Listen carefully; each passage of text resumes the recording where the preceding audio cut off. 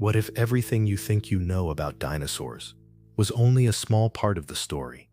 What if the planet they inhabited looked nothing like the world we know today? More than 230 million years ago, Earth was just beginning to breathe. The continents were not yet divided. They formed one colossal landmass, called Pangea, surrounded by an endless ocean known as Panthalassa. The air was denser, the sky glowed with copper tones, and volcanoes roared beneath an atmosphere thick with heat and ash. It was a young planet, still in transformation. At that time, there were no flowers, no birds, and no humans, only endless forests of ferns, storms that lasted for weeks, and gigantic creatures that would soon dominate every corner of the planet, the dinosaurs. For more than 160 million years, they ruled over a wild world where fire, water, and life coexisted in a balance as fragile as it was perfect. But that world was not what we've been shown. It was warmer, more unpredictable, and above all, far more alive. But before we embark on this journey through time, don't miss any of our upcoming episodes. Stay until the end because you'll discover how the Earth beat when dinosaurs roamed it, and you'll understand that the story of their world never disappeared. It only changed shape. Now then, let's begin. An unrecognizable planet. Over 200 million years ago, the planet looked nothing like the one we inhabit today. The air didn't feel the same. It contained much more carbon dioxide, and during certain periods, even more oxygen than today. That made the atmosphere warmer, thicker, and heavy with humidity. There were no frozen poles, no permanent ice caps, and in many regions, the seasons were less defined than they are now. The entire Earth was a vast natural greenhouse, covered with tropical jungles, immense swamps, and endless deserts. Scientists know this thanks to fossilized leaves, ancient soils, and isotopic analyses of rocks more than 200 million years old. By studying them, they discovered that the average temperature was significantly higher than today's, often above 25 to 30 degrees across large regions. In some areas, days could be scorching, while nights sank into a dense, silent chill. Imagine living in a world without seasons, where the heat never left and every breath felt a little heavier. Life had no rest. It either adapted or vanished. So the question arises, would we be able to breathe that air, or would we suffocate? But to understand the dinosaurs, we must first understand the planet that forged them, a living, changing, and powerful Earth, where each sunrise was a new chance to begin again. Seas that devoured continents. During the age of dinosaurs, sea levels were much higher than they are today. So high, in fact, that vast stretches of land were submerged beneath the waves. Regions that are now deserts, mountains, or prairies were once inland seas teeming with life. One of the most imposing was the Tethys Sea, a body of water stretching from what is now Europe to Asia, which for millions of years separated the supercontinents Laurasia and Gondwana. In its depths swam colossal marine reptiles such as Mosasaurus, Pliosaurus, and Ichthyosaurus, predators so formidable they could swallow an entire shark in a single bite. Their fossils have been found in places where not a single drop of water exists today. In the Sahara Desert, the European Alps, and even in Nebraska, USA, undeniable proof that millions of years ago those arid lands were warm, deep seas. Imagine walking through a desert knowing that beneath your feet once swam creatures longer than a school bus, a thought that turns the silence of the sand into an echo from the past. The planet was alive. Every volcanic eruption, every movement of the plates redrew the map of the world, creating and destroying continents at a pace we can barely imagine today. And as the seas expanded, dinosaurs learned to survive in a world where dry land was becoming increasingly scarce. But not everything was fire and ocean. Amid the chaos, life found a way to reinvent itself, without flowers, without birds, without fragrance, but with a strength that would change the planet forever. And if all of this already fascinates you, let us know with a like, so we'll know that just like us, you also enjoy discovering the true story of the planet we call home, Cronoearth. Stay tuned, because what you'll see next will show you how Earth began to bloom before flowers even existed. An endless jungle. While the seas advanced and the volcanoes roared, the surface of the Earth was covered in an infinite green. These were primordial forests, so dense that sunlight could barely pierce through their towering canopies. But this was not the vegetation we know today. Flowers did not yet exist. The landscape was ruled by giant ferns, conifers, and cycads, hardy plants that needed no petals or colors to survive. Without flowers, the air carried no perfume, but it was filled with a dense aroma, thick with humidity and life.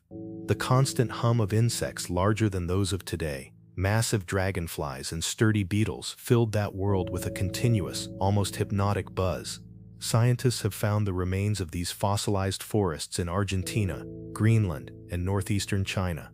Thanks to them, we know that over 180 million years ago, the Earth was blanketed by jungles that could remain alive for millions of years without vanishing. The trees reached unimaginable heights, their crowns swaying beneath a reddish, heavy sky stained by the volcanic dust that hung in the air, a landscape that seemed more like a dream than a real planet. In that seasonless world, life expanded slowly but steadily. Every plant was a survivor, and every leaf a reminder that even in chaos, nature always finds its place. And you, how do you imagine that world without flowers or color? Tell us in the comments. We'd love to read your version of this lost Earth. But the calm of those forests would not last forever. Beneath their roots, the heart of the planet still burned, and soon the Earth would remind everyone who truly ruled the fire.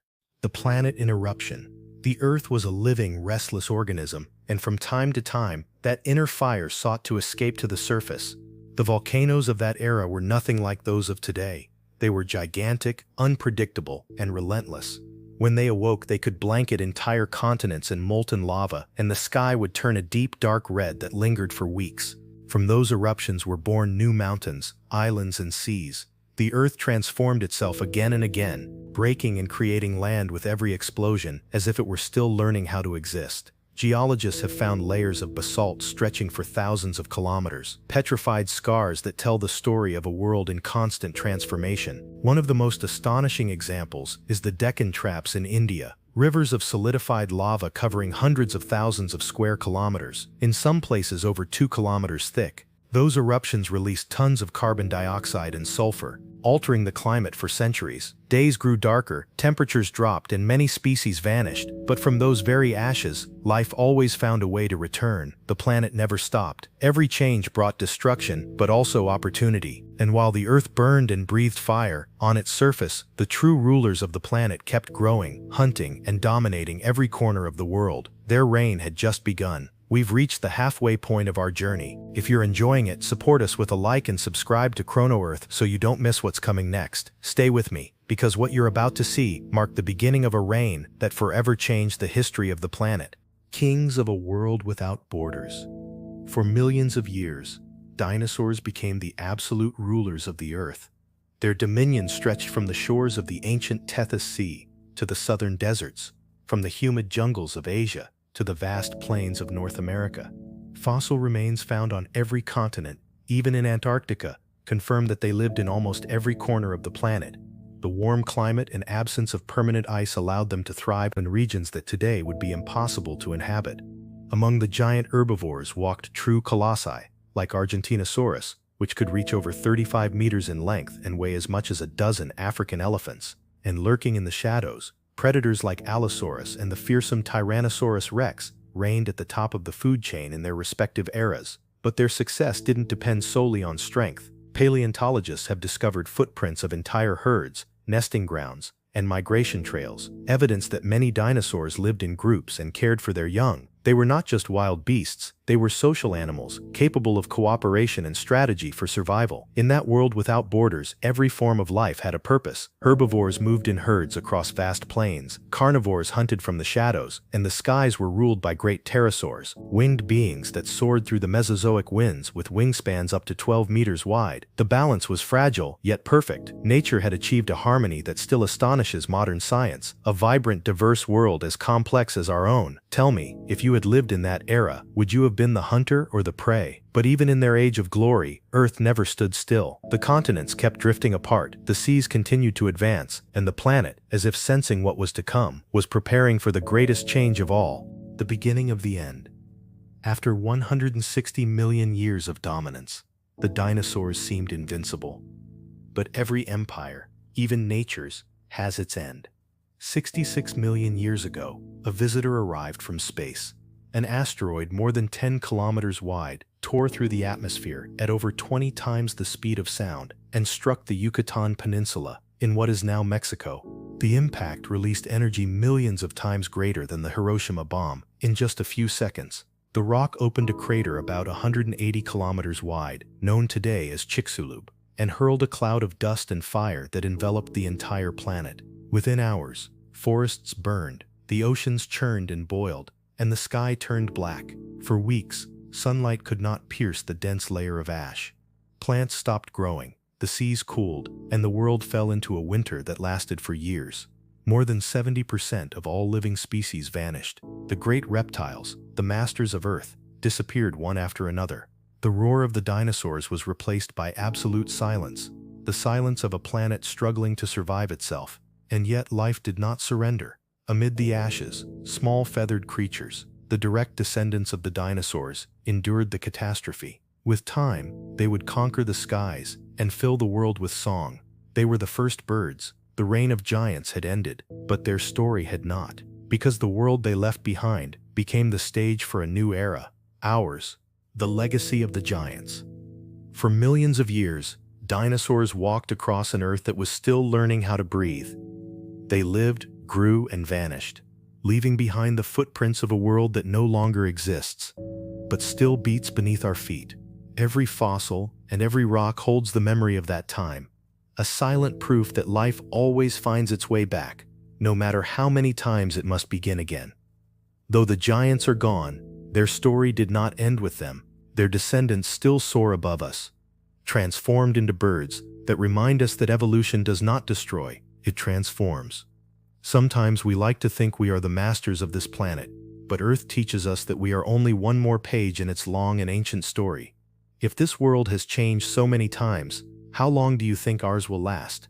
And since we're talking about what endures through time, let me tell you something few people know.